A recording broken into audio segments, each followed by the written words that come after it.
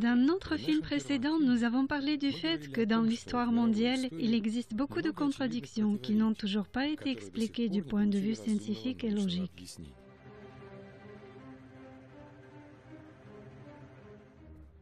Il y a aussi beaucoup de questions envers la chronologie admise aujourd'hui, qui a été entamée et pratiquement terminée au XVIe-XVIIe siècle par l'historien et philosophe Joseph Scaliger et par le jésuite et théologien Denis Peto.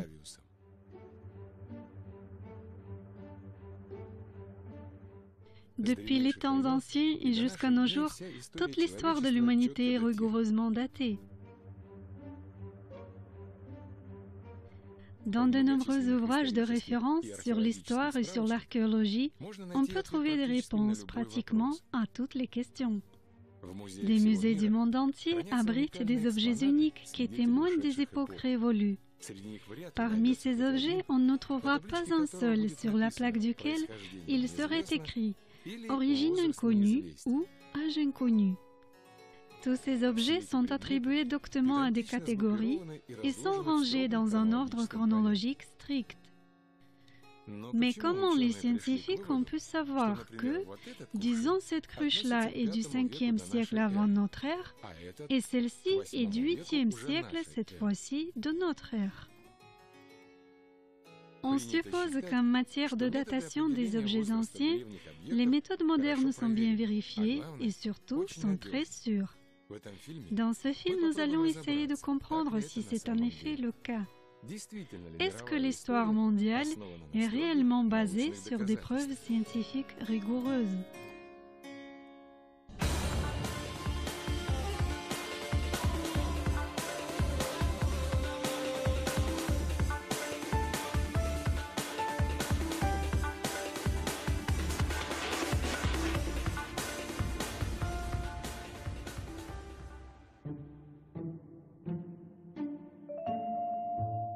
Tout commence par des fouilles archéologiques.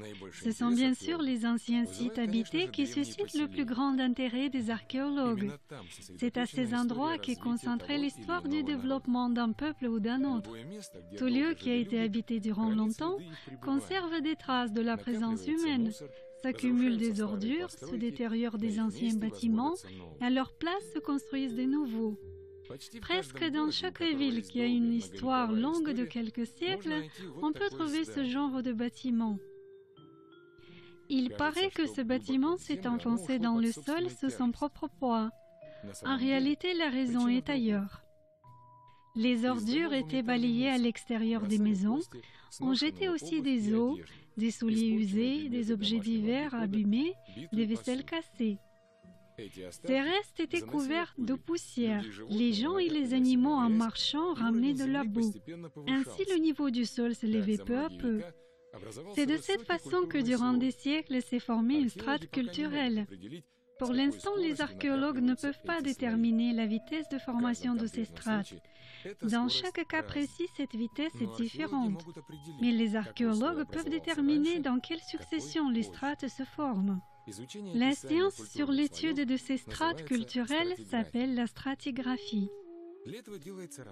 Pour effectuer ces études, on creuse un trou où on trouve une partie découverte d'une rive ou d'un ravin. Ce flanc est gratté de façon méticuleuse afin de pouvoir bien distinguer toutes les couches. Mais comment savoir en quelle année ou siècle s'est formée chaque couche? Généralement, les strates contiennent des objets.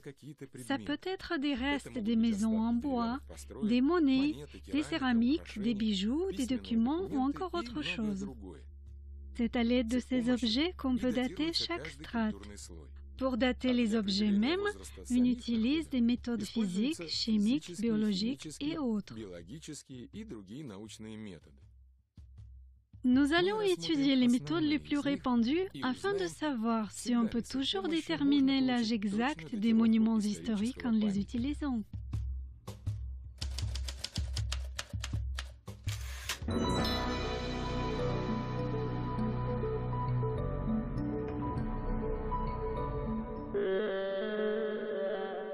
La méthode de datation par analogie, c'est la base ou le commencement de tout. Dès que les archéologues découvrent un monument ancien, sur place même, ils essaient d'établir l'âge des découvertes, des ustensiles de ménage, des armes ou des bijoux. Il y a une difficulté.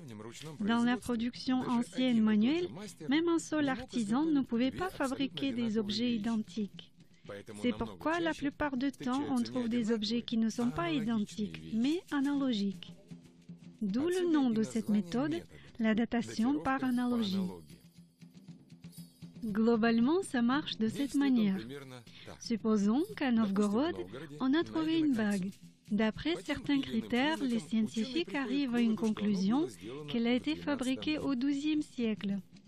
Quelque temps plus tard, les archéologues trouvent une autre bague en Ural.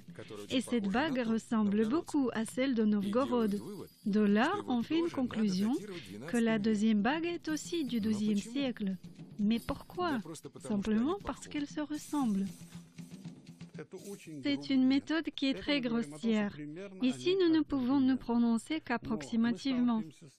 La nuit, c'est qu'il peut s'agir d'un doublon, tout à fait de hasard. La seule chose qu'on peut constater avec certitude, c'est que l'objet est ressemblant. Mais il peut être fabriqué plus tôt ou plus tard, et du coup, on peut se tromper dans nos analogies. Ce qui est encore plus ennuyeux, c'est que les archéologues différents n'ont pas toujours la même opinion en matière de ressemblance des objets. Finalement, les critères de ressemblance ou de non-ressemblance des objets sont subjectifs.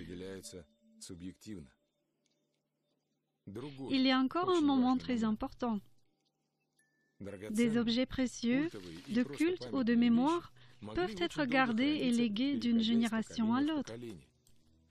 Si dans un vieux bâtiment en ruine, on trouve un objet que les archéologues ont daté du XIIe siècle, ça ne veut pas forcément dire que la maison aussi a été bâtie au XIIe siècle.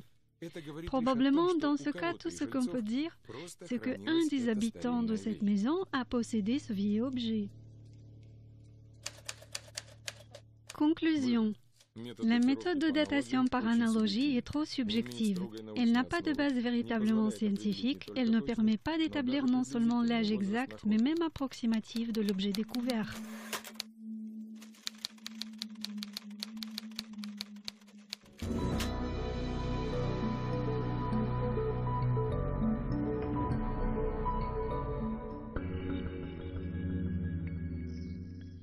On suppose qu'une strate culturelle ou un tombeau peuvent être datés, entre autres, à l'aide des pièces qu'on y trouve.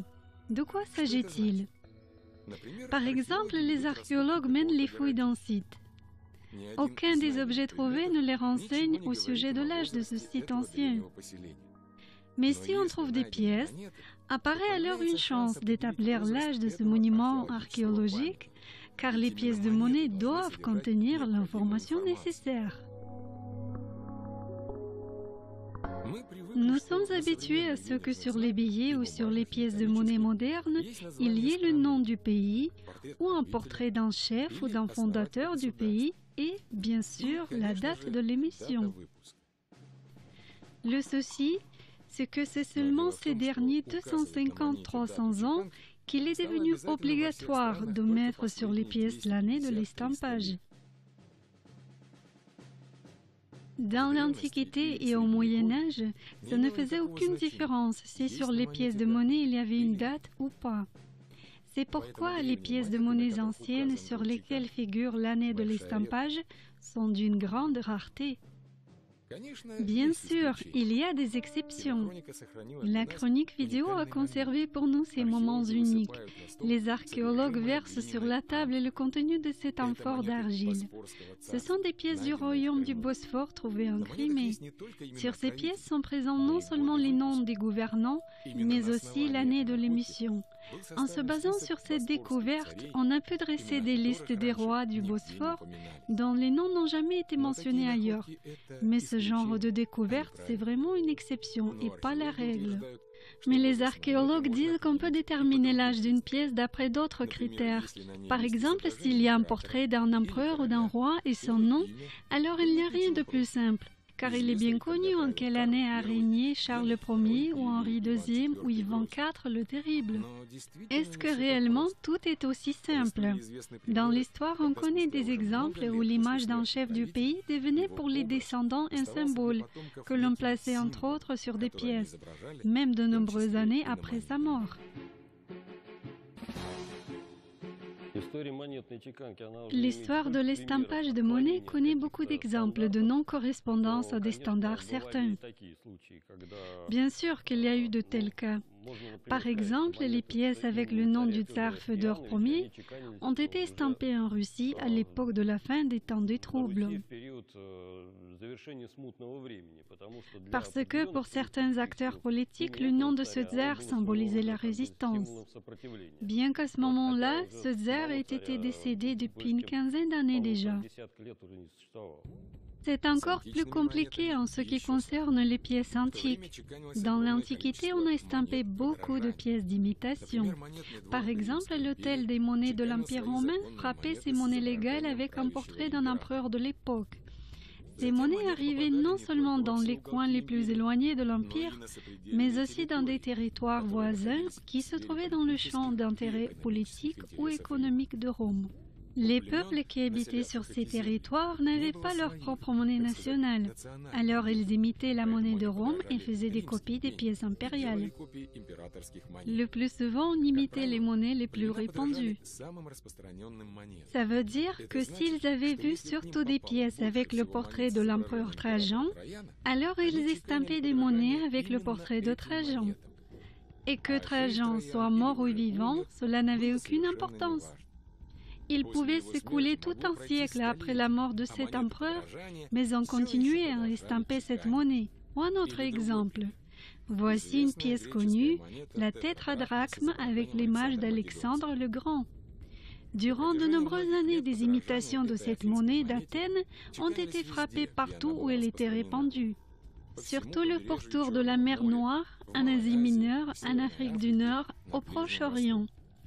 Si on trouve cette pièce dans une strate culturelle d'un ancien site, il sera très difficile d'établir l'âge de la strate et de la pièce même. Et le portrait de l'empereur à nouveau ne sera pas d'une grande utilité. Sur les pièces d'Alexandre le Grand, on mettait son portrait assimilé à l'image d'Hercule. On peut parler d'une certaine ressemblance. Néanmoins, à cette époque, il n'était pas encore convenu de mettre sur des pièces des portraits de personnages réels, même si c'était Alexandre le Grand. Cette monnaie n'était pas exclusivement frappée par l'autel de la monnaie de ce grand empire, ça se faisait aussi dans beaucoup de territoires voisins. En d'autres termes, on arrive à la conclusion que le portrait d'un roi sur une monnaie ne veut pas toujours dire qu'elle a été estampée dans son royaume ni lors de son règne. Mais l'argent, ce n'est pas seulement des pièces de monnaie. Par exemple, lors des fouilles des anciens sites russes, les archéologues trouvent souvent des barres d'argent et pas des pièces. On suppose que les pièces en argent n'avaient pas beaucoup de valeur à l'époque ancienne, car l'argent utilisé avait une grosse proportion d'additifs. C'est pourquoi on n'estampait pas beaucoup de pièces, mais on utilisait plutôt des barres en argent pur. Mais ces barres n'ont aucun signe qui pourrait servir à la datation. Il n'y a ni date, ni portrait, ni particularité d'estampage. Ici, les scientifiques ne peuvent pas établir grand-chose, à part une période approximative durant laquelle ces barres ont été utilisées. Il n'est bien sûr pas possible de dater la strate culturelle à l'aide de cette monnaie. Il y a aussi des pièces de monnaie qui ne comportent pas de signes distinctifs. Sur ces pièces, il n'y a pas de date, il n'y a même pas d'écriture ni de portrait de roi. Au lieu de ça, sur les pièces anciennes, on peut souvent voir des représentations d'animaux, d'oiseaux, de fleurs et même d'insectes. Sans les dates ni les noms, ces pièces de monnaie, ce ne sont que des objets en métal. Il est difficile d'établir non seulement l'année d'estampage, mais même lesquelles de ces pièces ont été fabriquées plus tôt et lesquelles plus tard. Dans certains des cas, en analysant l'alliage, on peut déterminer l'endroit d'où on a extrait le métal. Mais par ce moyen, il est impossible d'établir l'âge de la monnaie. Malgré toutes les difficultés d'application de cette méthode, méthode, la découverte des pièces de monnaie est toujours très importante pour les archéologues. On ne peut pas dire que la datation d'une strate archéologique d'après les pièces de monnaie, c'est le meilleur moyen. Tout est toujours relatif. Mais aucun archéologue ne négligera l'information qu'on peut obtenir grâce à des pièces. Conclusion. La méthode de datation par des pièces de monnaie ne peut être utilisée si des pièces ne comportent pas de signes distinctifs. Ces signes font défaut à la majorité des anciennes pièces de monnaie. Elles-mêmes nécessitent des études afin de les dater.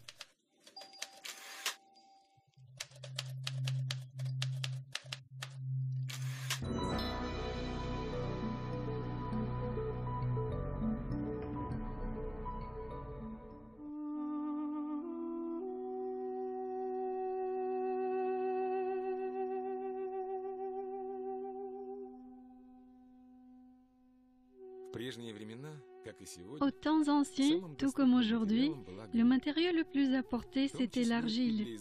C'était valable aussi pour la fabrication d'ustensiles de maison. Des pots, des assiettes, des cruches ont été fabriqués en grande quantité.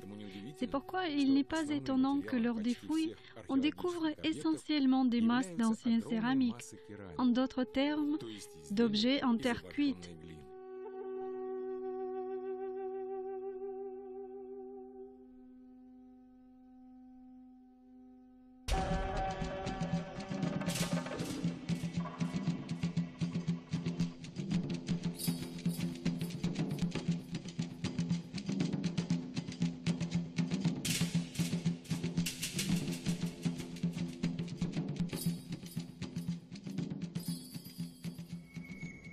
Pour établir l'âge des objets en terre cuite, les scientifiques tentent d'utiliser la méthode archéomagnétique. N'importe quelle argile contient des petites particules de fer. C'est pourquoi elle peut accumuler du magnétisme. Il suffit de cuire l'argile, c'est-à-dire de la chauffer à une température supérieure à 600 degrés, pour faire en quelque sorte figer ce champ magnétique. Un objet fini en terre cuite mémorise la valeur et l'orientation du champ magnétique de l'endroit sur Terre où elle a été fabriquée. Mais des siècles ou des millénaires étant passés, il n'est pas du tout évident de déterminer l'âge de cette cruche, par exemple. Pour cela, il ne suffit pas de connaître comment a évolué le champ magnétique de la planète durant les siècles. Il faut savoir comment il a changé dans chaque région donnée. Et même cela ne suffit pas. Il faut disposer d'informations additionnelles sur la cruche elle-même. Comment elle a été positionnée dans le four lors de la cuisson? Est-ce que le four a été chauffé de façon régulière? Est-ce qu'il n'y a pas eu à côté du four ou du fourneau des objets métalliques? Et ce n'est qu'une partie des questions auxquelles il est quasiment impossible de trouver des réponses. La méthode archéomagnétique d'après le champ magnétique de la Terre n'est pas sûre et manque de stabilité. Malgré que certains adeptes essaient de l'appliquer, elle ne résiste pas à la concurrence.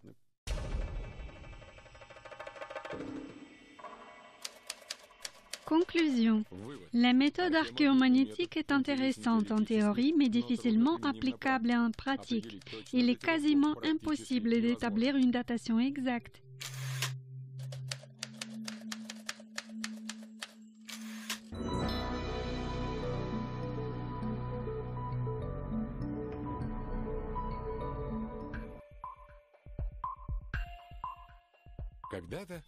Autrefois, on mesurait le temps à l'aide d'un sablier. Chaque famille aisée possédait cet appareil simple. Les parois du sablier sont graduées de façon à mesurer des laps de temps. 5 minutes, 10, 15...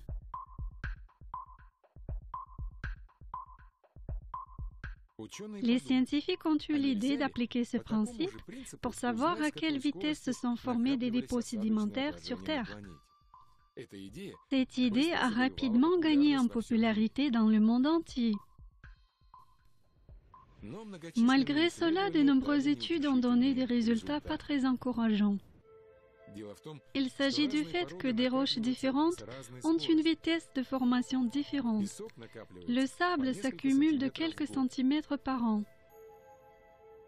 et l'argile a besoin de 1000 ans pour former un dépôt de 10 cm. De plus, dans chaque zone climatique, la vitesse de formation de dépôts change. Dans les tropiques et au-delà du cercle polaire, la même roche va s'accumuler à une vitesse différente. Par exemple, on sait qu'en Égypte, des constructions réalisées à l'époque de Ramsès II sont enterrées sous une couche de 3 mètres de sable. Il est convenu de croire que ce pharaon a régné plus de 3000 ans en arrière. Ça voudrait dire qu'ici, le dépôt de sable haut d'1 mètre se forme en espace de 1000 ans. Mais dans certaines régions de l'Europe, durant la même période, se sont accumulés seulement 3 cm de dépôt. Dans les bouches des Limans au sud de l'Ukraine, 3 cm de dépôt s'accumulent chaque année. Voici un autre exemple. Les scientifiques ont établi que les calcaires se forment assez lentement, quelques dizaines de centimètres en 1000 ans. Mais sur les îles Paracel, dans un récif calcaire à la profondeur d'1,5 mètre, on a trouvé des monnaies espagnoles du XVe siècle. Si les scientifiques sont sûrs que ces pièces ont été fabriquées au XVe siècle, ça veut dire que les calculs de base sont erronés et les calcaires peuvent augmenter de 30 cm en 100 ans et non pas en 1000 ans. Ces derniers temps, cette méthode n'est quasiment plus appliquée, car elle est très peu sûre. Les rapprochements avec des anciennetés archéologiques sont tellement conditionnels que cette méthode ne peut pas rivaliser avec la datation au carbone 14, par exemple, ou avec une autre. Conclusion. La méthode de datation par couche sédimentaire ne peut être utilisée que pour déterminer l'âge des dépôts récents. Elle ne fonctionne pas vraiment pour la datation des dépôts anciens.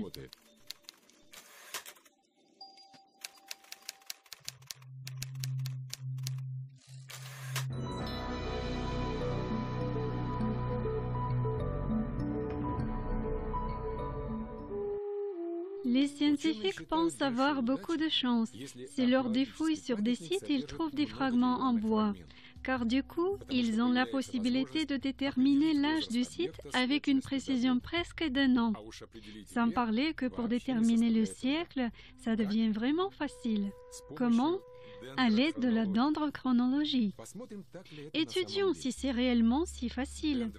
La dendrochronologie, c'est une méthode de datation des monuments historiques et d'objets anciens. Elle est apparue à la fin du XIXe, au début du XXe siècle, à la pointe des 3 sciences, de la géographie, de l'histoire et de la biologie. En 1920, un scientifique américain, Andrew Douglas, a appliqué cette méthode pour la première fois pour la datation des ruines des sites indiens au sud-ouest des États-Unis. La méthode dendrochronologique se base sur une loi naturelle, selon laquelle chaque année la largeur d'un arbre augmente d'un cerne. La croissance des arbres n'est pas toujours égale. Durant une année chaude et ensoleillée, avec suffisamment de précipitations, l'arbre produit beaucoup de bois et le cerne qui va se rajouter durant cette année sera large. Si l'année est froide et sèche, le cerne sera plus petit. On suppose que les arbres d'une même espèce, qui poussent dans un même endroit et même climat, auront des cernes annuelles de largeur plus ou moins égale. Mais comment peut-on savoir en quelle année a été faite une construction en bois trouvée lors des fouilles à l'aide de cette méthode? Pour cela, il faut effectuer et comparer 2 graphiques. L'un sera basé sur les cernes annuelles d'un bois trouvé, et l'autre sera le graphique de référence de cette espèce d'arbre. Le scientifique prend une section de tronc d'un arbre fossile et la place sous un microscope. Pour pouvoir obtenir un graphique le plus précis possible, les cernes annuelles sont étudiées d'après 4 rayons. Pour obtenir une image très distincte des anneaux, la section est grattée et on y passe du crayon. Le chercheur doit compter le nombre d'anneaux, mesurer leur largeur et construire un graphique dendrochronologique à l'aide d'un logiciel. C'est de cette manière qu'il faut réaliser des graphiques pour tous les bois trouvés sur le site. Maintenant, il faut construire un graphique de référence. Pour construire une échelle la plus longue possible, d'abord il faut étudier l'arbre le plus vieux de l'espèce en question. Pour cela, il n'est pas nécessaire d'abattre un arbre vivant, il suffit d'extraire un petit échantillon qui s'appelle la carotte. Le chercheur en dendrochronologie, à l'aide d'un forêt, perce un trou dans un tronc d'un arbre et extrait cet échantillon. La carotte est placée sous un microscope numérique. Et à nouveau, sur l'écran, nous pouvons voir l'image distincte des cernes annuelles. Le début de l'échelle dendrochronologique de référence est fait.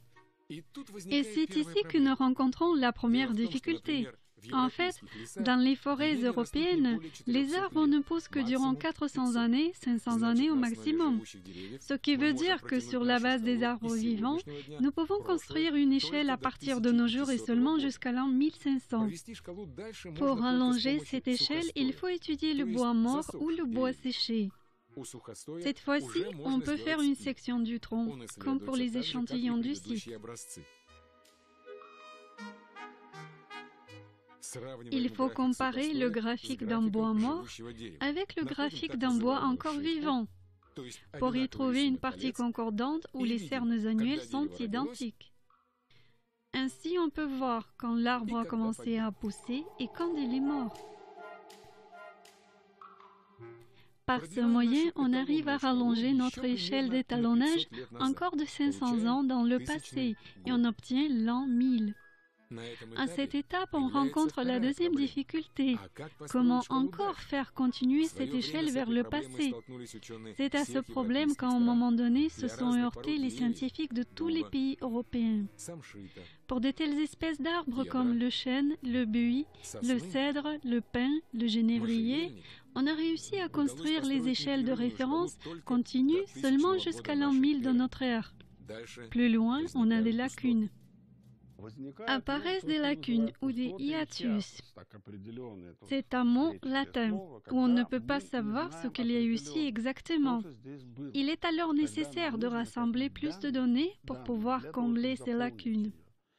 D'ailleurs, dans le travail scientifique, c'est quelque chose que l'on rencontre tout le temps. Bien souvent, on n'a pas assez de données, de matériel. Il faut alors chercher et analyser ce matériel.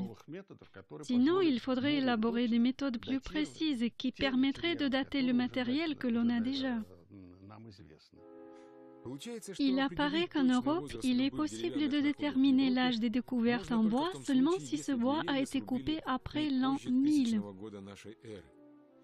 La dendrochronologie aux États-Unis a une position un peu meilleure. Sur ce continent, on a des arbres qui peuvent vivre jusqu'à 4500 ans. Par exemple, le séquoia. L'échantillon d'un seul arbre vivant permet d'établir une échelle de référence de 4000 années dans le passé d'un coup.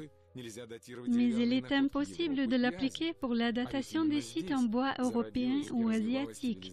Mais c'est justement en Europe et en Asie que sont concentrés les sites archéologiques les plus importants de l'humanité. Revenons à notre échantillon, on a eu de la chance. Ces bois ont été coupés au milieu du XVIe siècle. S'il s'était avéré que les échantillons aient été beaucoup plus anciens, la méthode dendrochronologique ne nous aurait pas été de grande utilité. Mais ce n'est pas la seule difficulté de l'utilisation de cette méthode. Pour établir l'âge d'un site archéologique, il ne suffit pas d'y trouver un seul rondin.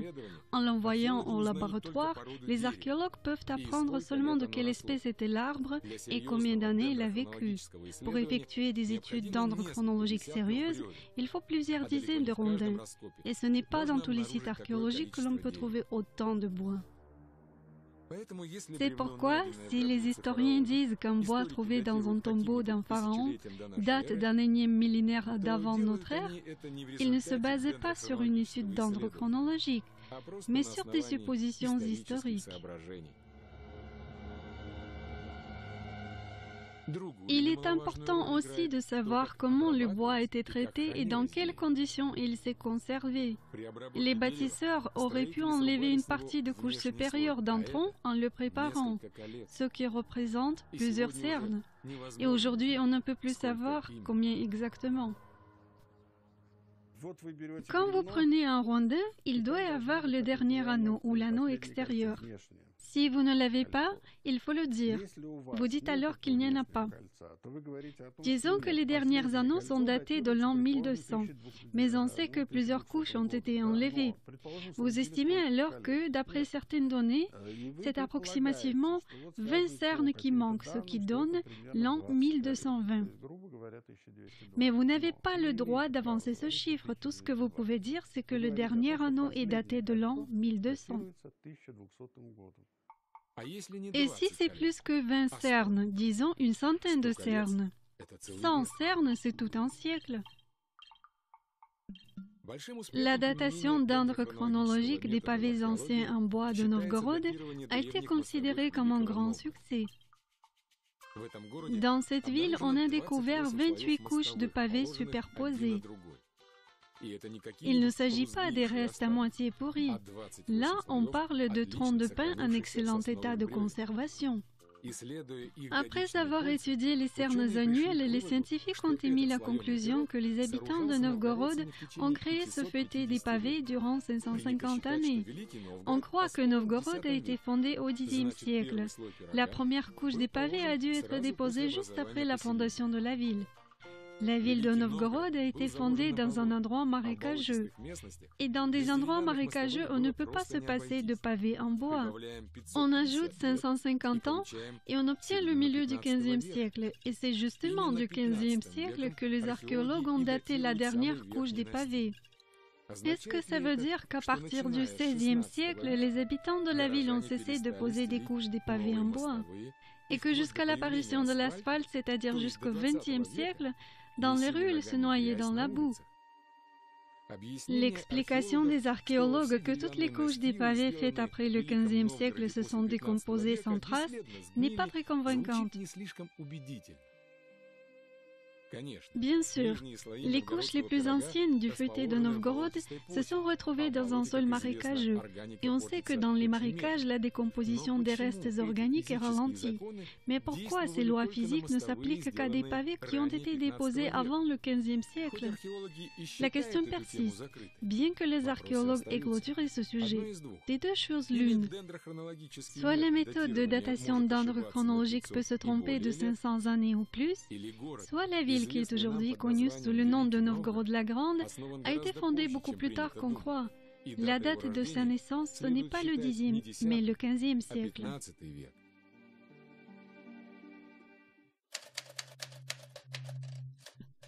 Conclusion. La dendrochronologie permet d'établir une datation plus ou moins exacte à condition de respecter tous les critères requis. La plupart des monuments archéologiques ne répondaient pas à tous les critères à la fois.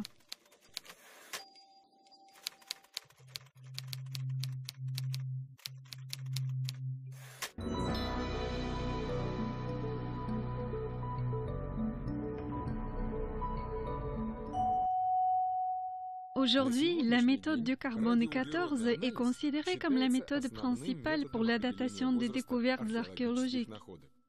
Cette méthode physique est utilisée pour établir l'âge d'objets et de matières d'origine biologique.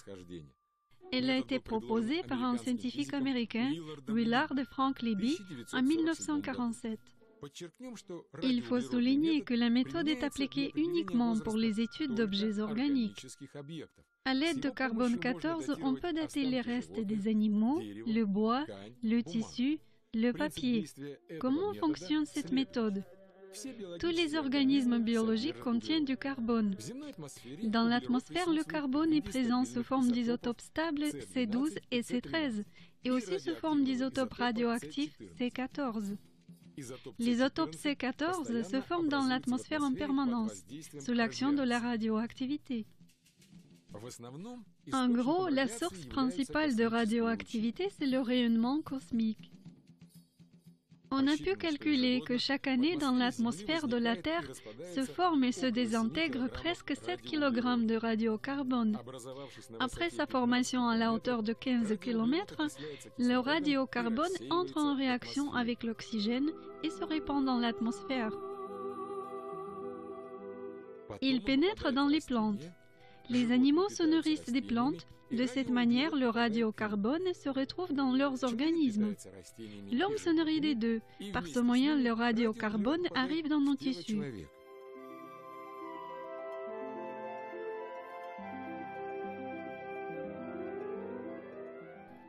Après la mort d'un organisme vivant, le radiocarbone ne pénètre plus dans ses tissus, l'échange carbonique est stoppé.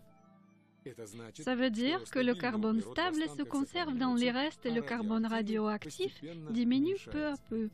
Pour connaître combien de temps s'est écoulé depuis la mort de tel ou tel organisme, il faut mesurer la quantité de radiocarbone qui est encore contenue dans les restes. Regardons de quoi ça a l'air en pratique.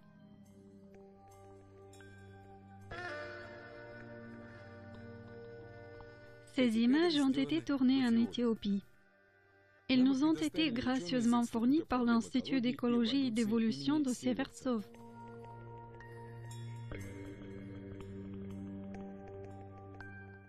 Ces scientifiques ont participé à une expédition archéologique dans ce pays africain. Lors des fouilles, ils ont trouvé des restes d'antilopes. Pour déterminer combien de temps s'est écoulé depuis la mort de l'animal, les scientifiques ont prélevé un fragment de crâne, plus précisément une corne. Maintenant, nous sommes dans un laboratoire de l'Institut à Moscou.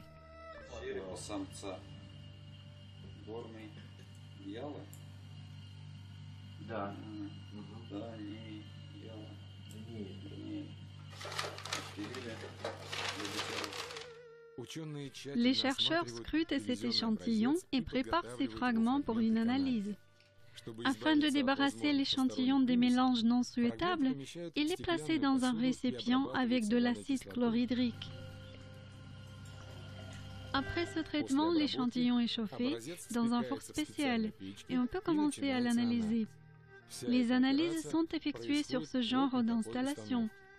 À l'aide des pompes, on crée le vide dans toutes les ampoules.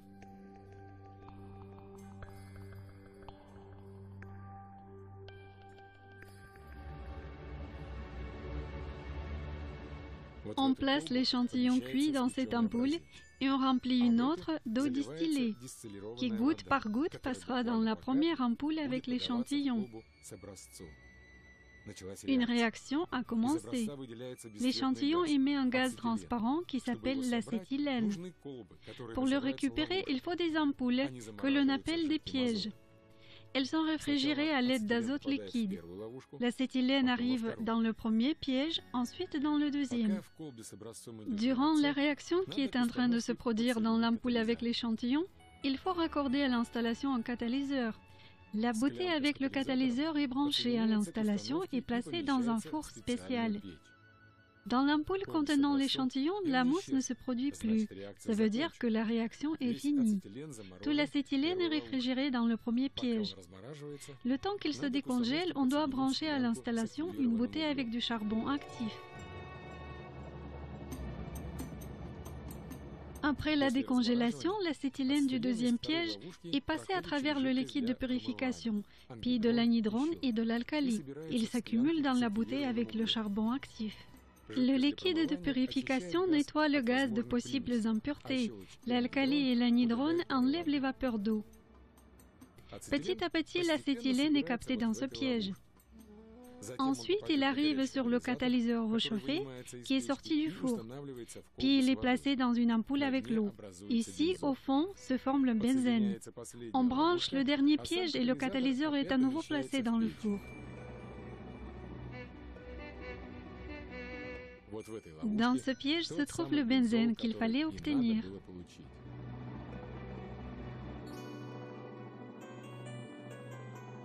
Après quelques heures de repos dans un réfrigérateur, le benzène est introduit avec précaution dans un conteneur qui est à son tour placé dans un appareil de mesure. Cette machine doit calculer l'âge radiocarbonique de notre échantillon.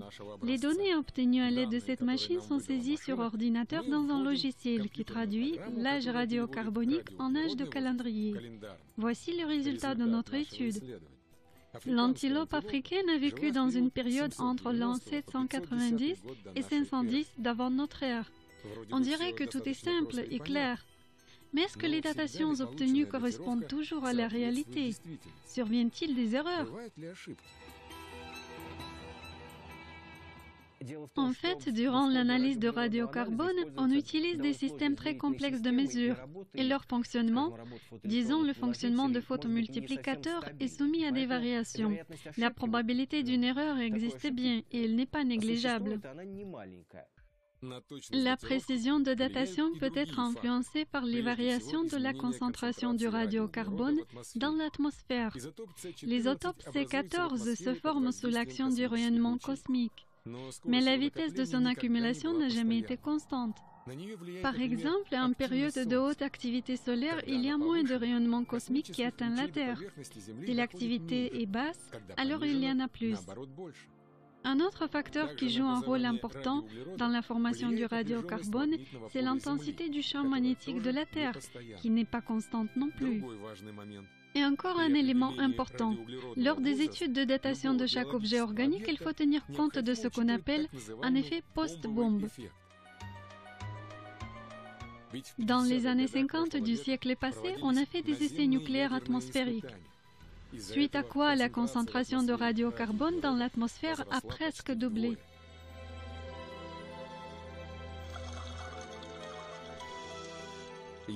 Il existe également un groupe d'organismes qui affiche un âge radiocarbonique fictif, ce qui veut dire que la datation à l'aide du carbone 14 de n'importe quel organisme qui vit dans l'eau de mer donnera un résultat trop élevé par rapport à la réalité. Ça se produit parce que les dépôts sédimentaires dans les océans ont une concentration élevée de carbone radioactif. Ces couches sédimentaires sont là depuis des lustres et la période de radioactivité du C14 est approximativement de 5700 ans. C'est pourquoi le radiocarbone des océans est très vieux ou même déjà mort du point de vue de l'analyse au carbone 14. Mais il a été assimilé et il l'est toujours par les organismes des habitants des mers en les vieillissant parfois de milliers d'années.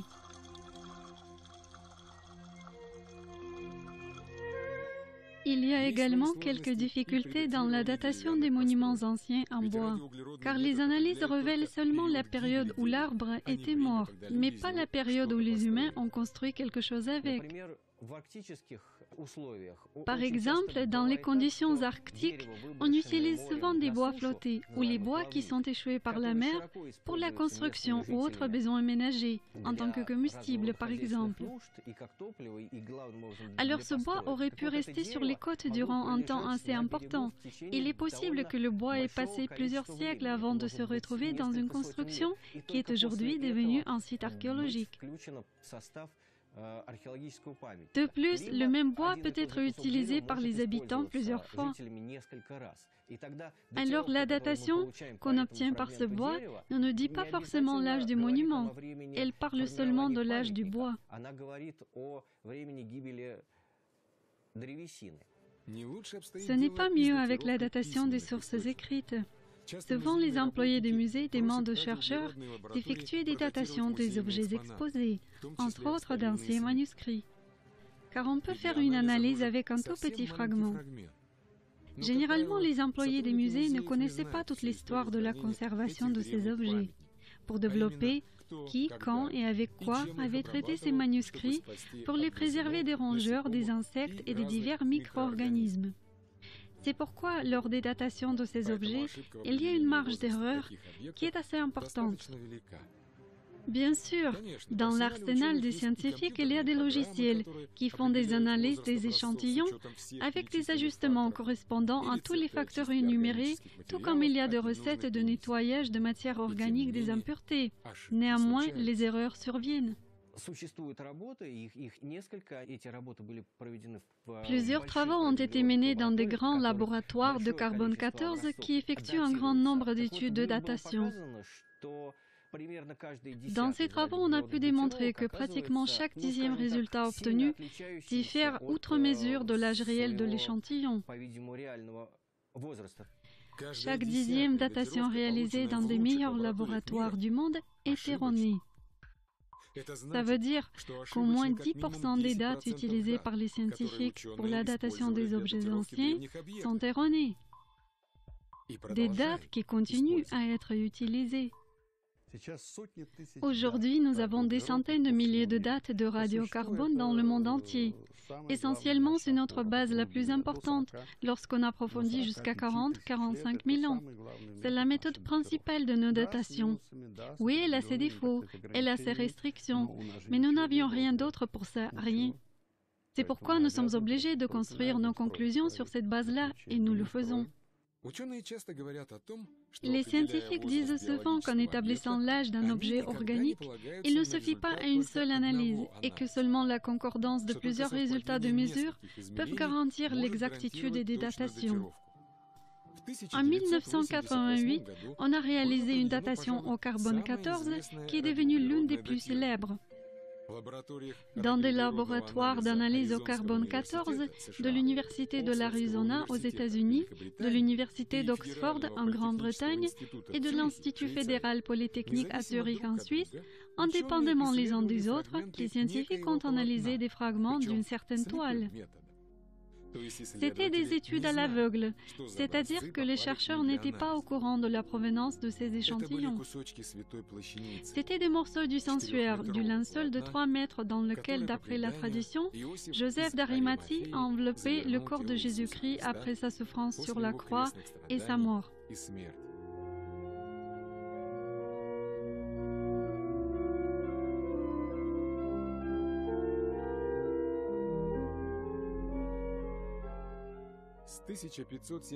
Depuis 1578, le sensuaire est conservé dans une arche spéciale dans la cathédrale Saint-Jean-Baptiste de Turin.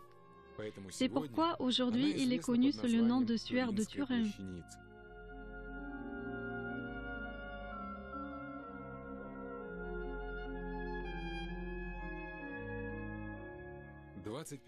Le 21 avril de 1988, en présence du cardinal Anastasio Balestrero, l'archevêque de Turin et d'experts invités, on a découpé du suaire un morceau de 7 cm². Ce morceau a été découpé en 3 parties qu'on a envoyées dans des laboratoires pour effectuer des analyses. Les 3 laboratoires ont daté indépendamment les fragments de toile du XIIe, XIVe siècle de notre ère. Mais selon la chronologie admise aujourd'hui, le Christ est né 2000 ans en arrière. Du coup, au lieu de donner une réponse concernant l'âge du suaire, l'analyse au carbone 14 a engendré encore plus de questions. Soit cette relique de Turin est en faux, soit les erreurs de datation en carbone 14 peuvent atteindre des valeurs de centaines ou même de milliers d'années. Soit le suaire est authentique, en ce moment, dans quel siècle a vécu le Christ? Les débats ne cessaient pas depuis plus de 20 ans.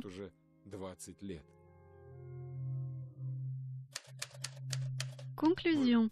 L'analyse au carbone 14 ne peut être utilisée que sur des objets organiques. Les erreurs de datation peuvent atteindre jusqu'à 2000 ans.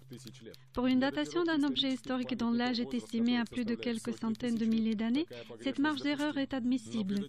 Mais pour la datation d'objets vieux de 2000-4000 ans, cette marge est beaucoup trop élevée.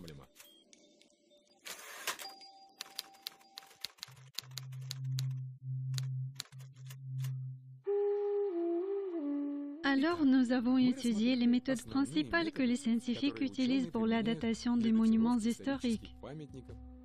Nous avons pu constater qu'on ne peut se fier entièrement à aucune de ces méthodes. Malheureusement, l'imperfection de toutes ces méthodes conduit à l'apparition d'un grand nombre d'erreurs. Beaucoup de ces erreurs se sont transformées en dogmes. En se basant sur ces dogmes, de nouvelles générations d'historiens continuent à construire des versions erronées des événements de l'histoire mondiale. Tout le monde se trompe, les archéologues aussi, vous comprenez? Vous pensez que nous savons tout lorsque nous creusons des trous? Bien sûr que non.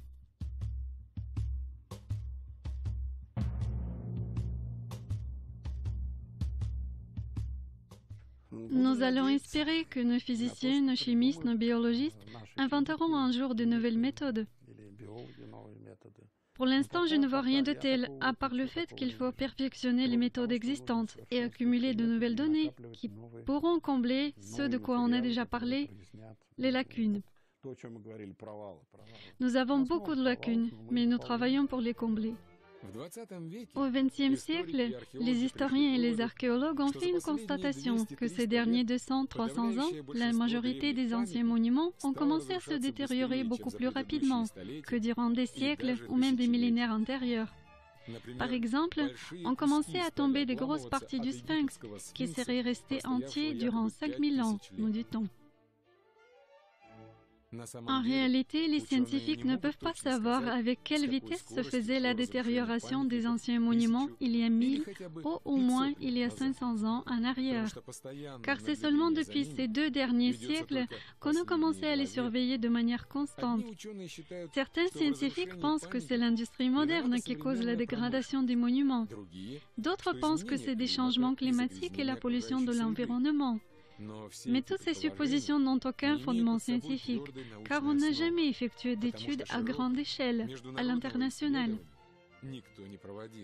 Probablement, tous ces monuments ne sont pas si anciens que ça, et ils se dégradent avec une vitesse tout à fait naturelle. Seulement, pour établir l'âge de ce patrimoine historique, il faut utiliser de nouvelles méthodes, autres que les méthodes habituelles. Dans la suite, nous allons parler de ces nouvelles méthodes de datation des événements historiques basées sur des méthodes mathématiques. Vous allez voir comment l'histoire est restaurée par des mathématiciens dans l'épisode suivant intitulé « La vérité peut être calculée ».